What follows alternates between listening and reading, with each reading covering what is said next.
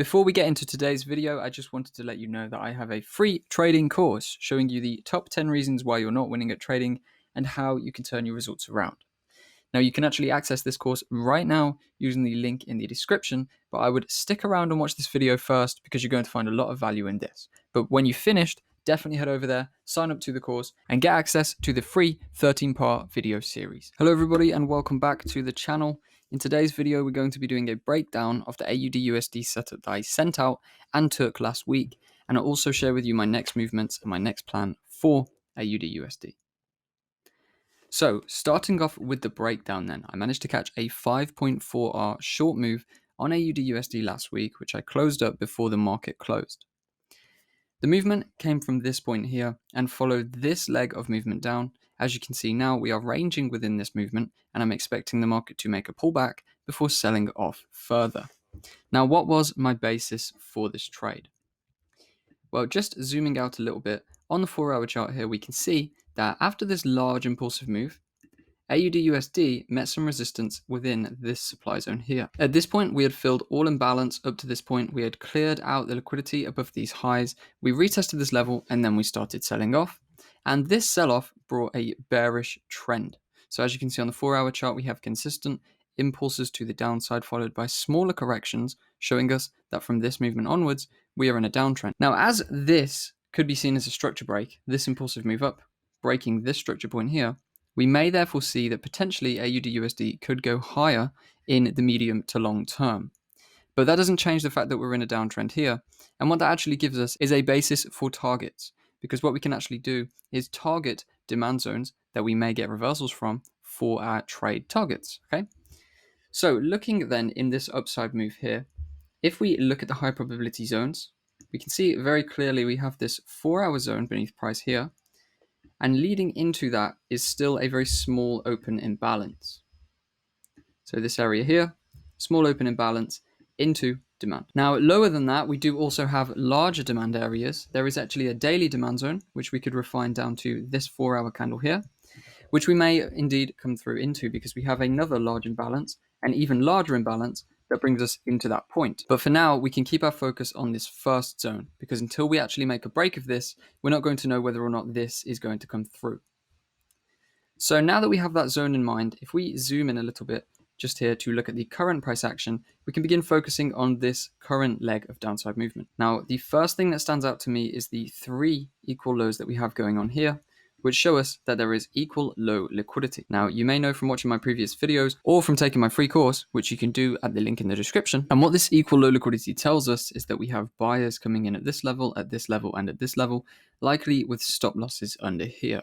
Now, a great representation of this liquidity and how retail traders are misinformed and actually end up taking these bad trades is I had a few people message me and comment on Instagram when I posted my idea for the AUDUSD sell trade, telling me, no, it's going up. It's that retail-focused mentality which actually leads people to lose so much and leads the liquidity to work out so well for us traders who understand it. So seeing this liquidity then, essentially what am I expecting to see? Well, considering we have buyers here, and buyers here, I'm expecting the market to push through that level and take out all their stop losses. Just underneath that level is conveniently placed that large demand zone that we wanted to see for a target. So I'm anticipating AUDUSD to move short and continue short down into this area around 0.721. This is what I was anticipating last week when I took the trade, and this is what I'm anticipating for a continuation move. So let's scale price back and actually have a look at the opportunity that I took last week. When we were trading around this level, I found the idea to actually short this market. And what I was looking for is for a short from around this supply area up here. Now you can see on the 4-hour chart, this is a large zone. But as we can see, we have obviously the lower lows and lower highs consistently forming. This is no different. What we've had is a break of structure at this point, which has put us into a new lower low, and then a new lower high formed, and a large bearish impulse came in then, which broke through this structure point. So it's this structure here which actually gave me the indication to sell. And why I don't want to buy here and why I don't want to sell here is because we have imbalance and we have a supply zone that we need to retest. So as we can see with efficient pricing, generally when we actually get a breakdown, we come back and we retrace into supply to retest and then make another move. There are many examples of this. If I drop to the hourly time frame, I'll show you a few of those examples on the way down. First of all being this supply zone, retested and sold off. And then this supply zone here, retested and sold off. And then as we can see, this is the supply zone that broke the structure. And when the market came back into that supply zone, we sold off after a retest. So we were looking for the same kind of efficient movement from this current zone. What we can do by dropping to the hourly time frame is actually refine the zone to the hourly area, which as we can see is around here. A nice refined hourly zone to work with then. And from this point, I actually went ahead and opted for a sell limit in the midpoint of this zone at 0.7313. Now my stop loss for this trade was 10 pips. My target initially was obviously into the midpoint of this area, 0.2075. And this is the overall setup that I was looking for. What it is that we're looking for is a fill of this imbalance, trade us through the highs of this range, attract all those buyers who are buying in at these points, trade into this level, attract breakout traders who are looking for breaks of this range, and then sell off all the way through, take out the stops of the breakout traders first, and then take out the stops of these buyers above this liquidity. So if we allow the market to play out, you will indeed see that we got a very nice tap and go from AUDUSD. Within this push up, I actually ended up getting my trade closed at break even. I went ahead and re-executed pretty quickly, which was literally around 1 a.m. in the morning. And when I re-executed, I went to sleep, I woke up, and the trade was running nicely in profit. As you'll see, we had the first run up to tap the midpoint, then we had a secondary run just to clear the high, and then third drive was just about cleared the high. We then sold off dramatically, and this is around the area that I got in, as I said, 1 a.m. On this movement before the actual large move down. So sometimes it pays to be awake at silly times. As we can see from there, the trade just fell very, very nicely on the hourly time frame. Little to no pullbacks, little to no secondary opportunities to get in. And coming close to the end of the session, I actually ended up closing my trade at 5.4R around this point here. So we had one spike up candle, there it is, and this is the candle of which I closed my trade on at 5.4R profit.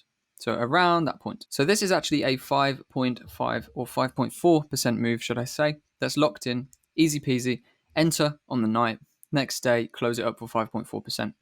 Easy stuff. Now, do I expect the market to continue? Yes. Did I need to close the trade? I could have potentially held it, but essentially what I'm expecting now, due to the fact that we've come and filled this imbalance, is for some form of small retracement to happen from this level to bring us up to fill some of the newly formed imbalances up here.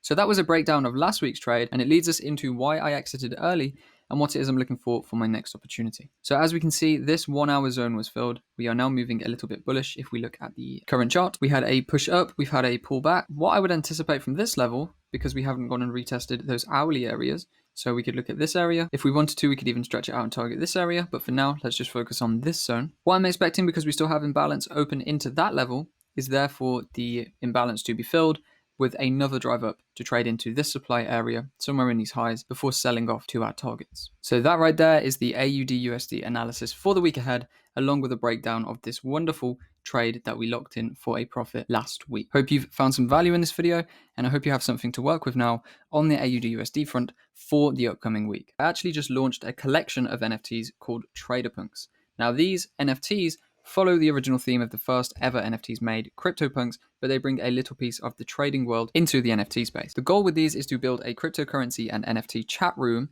to actually discuss my ideas and my movements with cryptocurrencies and the NFTs that I find popular, and every one of these NFTs will act as an access pass. So once the collection has sold out, I will be opening the doors to that community, and everyone who early adopted will also get the opportunity to mint another NFT for free. So if that interests you and you want to support my work, head over to the OpenSea link in the description and grab yourself a TraderPunk.